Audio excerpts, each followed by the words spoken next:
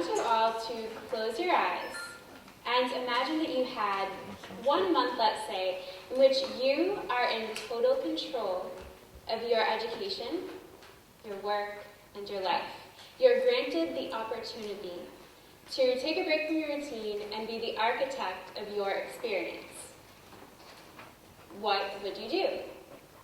What are you passionate about? Do you have an idea? Okay, now open your eyes and let me tell you my story. Where's Jeanelle? This question was whispered through the halls of my school the first day of my sophomore year of high school. I was absent for the first time ever, and I wasn't coming back. Not exactly, anyway. So, let me rewind to 9th grade. On the surface, I was doing pretty well.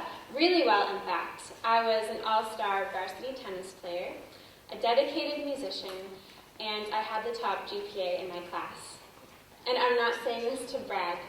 I'm saying this because it makes you wonder why a girl who is the seeming poster girl for high school success would want to leave. Here's the thing.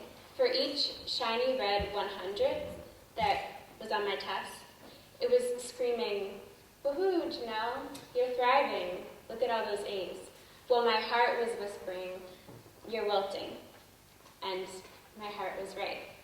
I'll be perfectly honest with you. I felt constricted by the school schedule of 6 hours in the classroom and 6 hours of homework.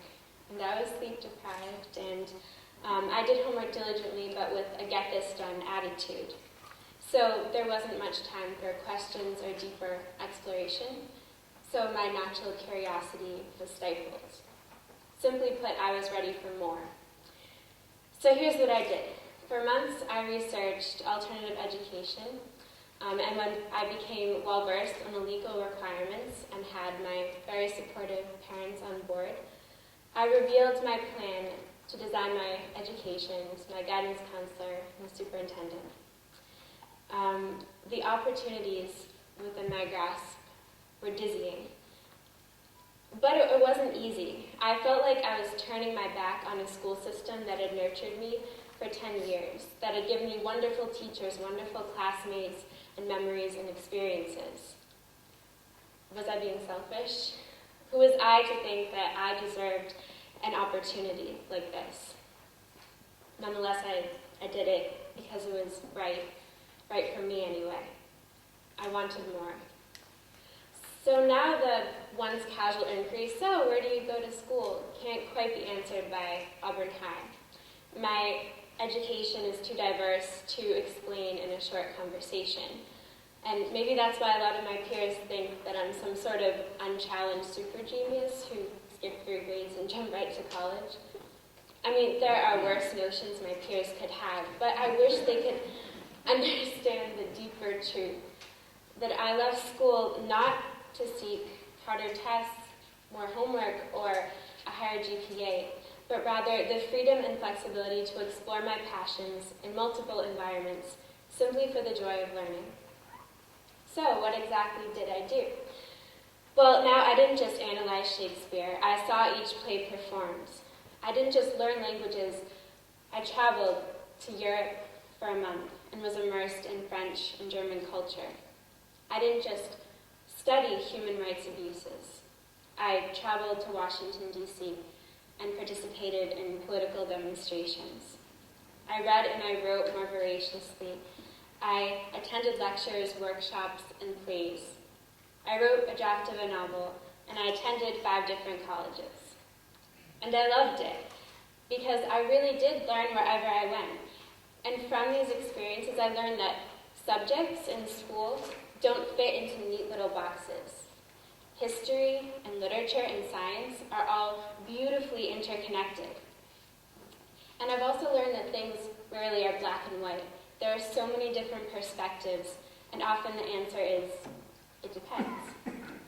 So I partly owe this exposure to different backgrounds by being able to take many college classes through various programs. I've taken classes at a community college, a state university, and 3 private universities, Holy Cross, Clark, and Assumption.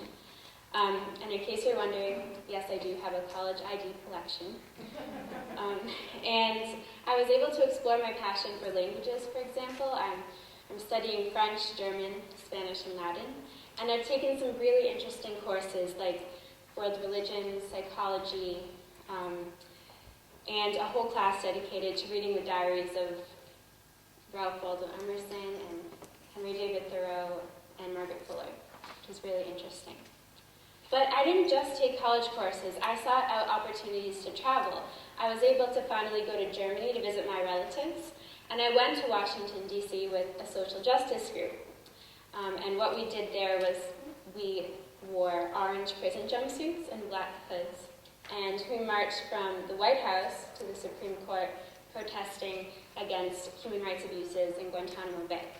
So it was a big change from my first DC experience, which was here at Auburn Middle School in 8th grade, where I was a tourist.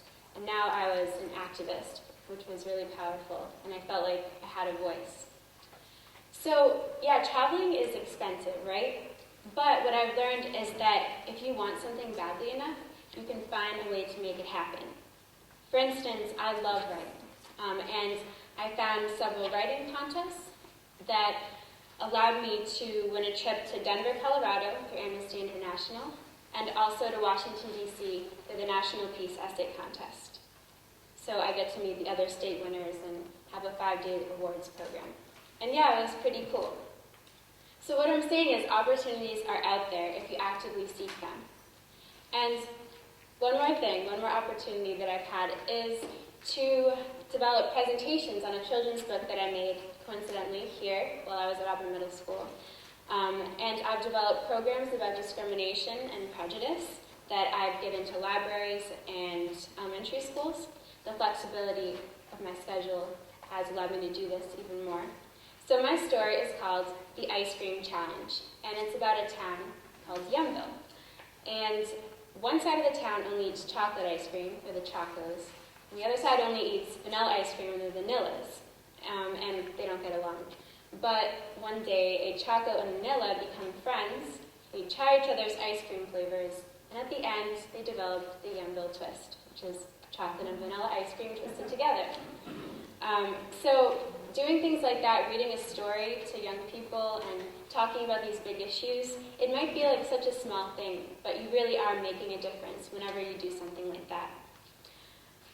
Okay, so I've talked about all this cool stuff I did, right? How I spread my wings and rose out of high school.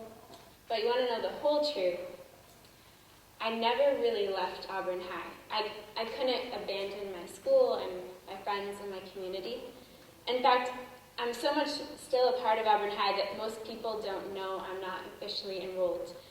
I'm still there all the time. I'm smiling in the hallways. I'm talking and listening at lunch tables. I captain the tennis team. I'm in various clubs. And I perform in every instrumental music ensemble. I'm also probably the first homeschooler to be asked to help write her class's yearbook and to eagerly volunteer to help at freshman orientation. So I suppose I never really did leave Auburn High. When Gandhi said, "Be the change you want to see in the world," he meant not only to write a children's book about discrimination or go to DC and protest human rights abuses, but he meant make changes in your own life that will make you the best person you can be so that you can ultimately help and empower others. And sometimes that means taking the road less traveled. It means, as Ralph Waldo Emerson once said, do not go where the path may lead. Go where there is no path and leave a trail. But here's what you've got to realize. When you take a stand or go against the status quo, not everyone will agree with you, and most importantly, no one will ever fully understand you. And that's okay. Because if you take one thing from this talk, it is to ask questions, always. Ask questions and seek answers. Because remember when you were young and you asked questions like, why do I have toes? Or, what is a color? Remember when you loved being curious? Don't lose that. Find something you love and do it. and never, ever say, "That's just the way it is." So yeah, sometimes it's hard not fitting into any one category. I'm not entirely a high schooler, a homeschooler, or a college student, but instead of lamenting my fractured identity, I celebrate it.